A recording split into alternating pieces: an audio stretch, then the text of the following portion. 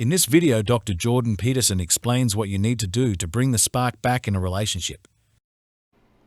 How does one save a marriage when it seems that there is no longer attraction, both physically and intellectually? There are kids involved, which is the main reason for wanting to save the marriage. Well, all right. I know a couple of things about that.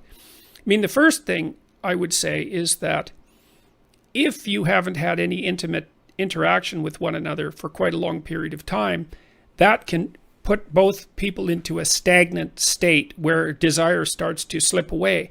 What sex therapists recommend under such conditions is to, well, essentially in some ways start dating again. So you could ask your partner to go out to a movie or something like that. And, maybe when you come home, you could neck for a little while like teenagers. That's probably a word that no one uses anymore, but kind of pull back, and you got to agree, say not to engage in full sexual activity for a while, but to tease each other and to play a bit. Even if you're not attracted, you have to act it out for a while, and hopefully you can get the motor running again.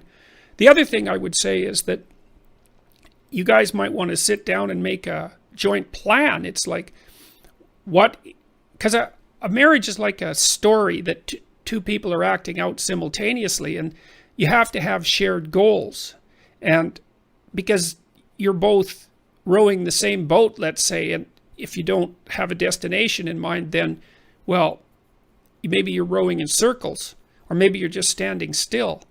So I would say work hard to put some romance back in the relationship. You could say to each other, well, look, let's try this for 6 months and just see how it goes.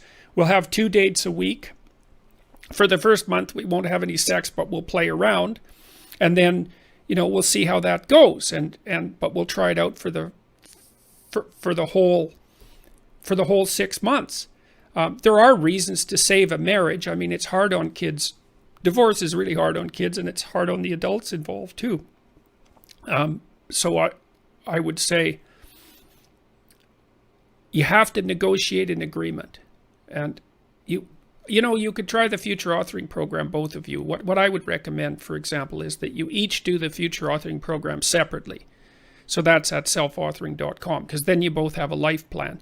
And then you could sit down and read each other's future authoring plans and see if you have some things in common, and then see if you can figure out how to support each other with regards to each of you obtaining what you want.